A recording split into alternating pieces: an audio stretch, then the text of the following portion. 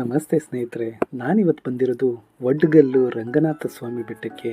ಈ ಒಂದು ಜಾಗ ಇರೋದು ಮಳವಳ್ಳಿಯಿಂದ ಮೈಸೂರಿಗೆ ಹೋಗೋ ಮಾರ್ಗ ಮಧ್ಯ ಕಿರ್ಗಾವಲ ಹತ್ರ ಕಲ್ಗುಣಿ ಅನ್ನೋ ಗ್ರಾಮದಲ್ಲೇ ಈ ಒಂದು ಬೆಟ್ಟ ಇದೆ. ನೋಡೋದಕ್ಕೆ ತುಂಬ ಸುಂದರವಾದ ಅತಿ ಪುರಾತನ ದೇವಾಲಯ ಇದಾಗಿದೆ.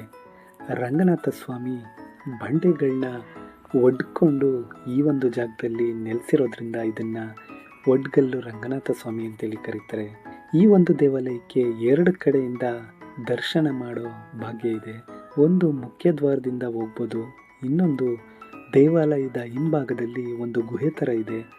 ಆ ಒಂದು ಜಾಗದಿಂದ ಹೋದರೆ ನಿಮಗೆ ಗರ್ಭಗುಡಿ ಹತ್ರನೇ ದರ್ಶನ ಸಿಗುತ್ತೆ.